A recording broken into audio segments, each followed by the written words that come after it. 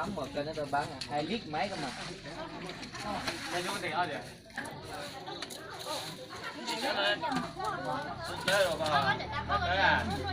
Vịt chua thì cái chua thì xe vào. bây chỉ là hỏi một cái xe to cái gì đó. Đã chú gặp, có cái đấy. Cái con này nó có không cả. Đây là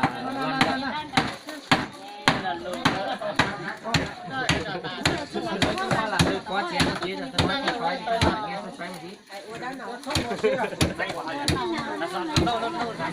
Ai đó thì nó xoay nè, chứ mà con gặp cô thu là cô xe lại.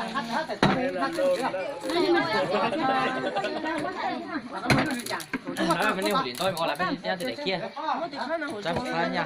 Con nó là trên nó nhúng này. Mà nó chỗ thì có thế này. Mẹ nó nói nhiều tận đeo lắm, ta đi về đấy.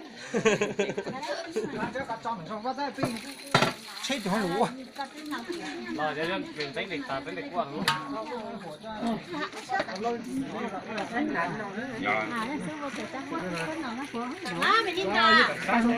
Đào đang đi ra tính của nha.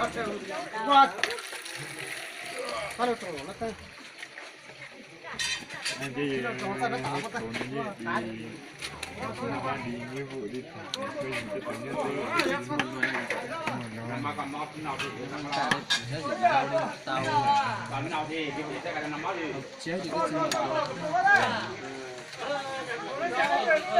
gì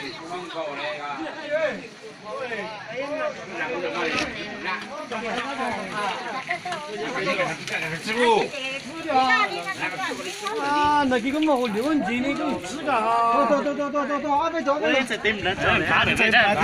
我打根干了，好人家。我打根干，找人家。我这怎么拿来掐对呢？对呢多了。抓着找人家呢。我怎么个？我怎么了？人家看哎，还来摸到手嘞，打不着呢。溜了。này mình sẽ tìm mua rồi ta phải cho thấy rồi đó ta xin này qua có lẽ nên quá bố này người kia không nổi luôn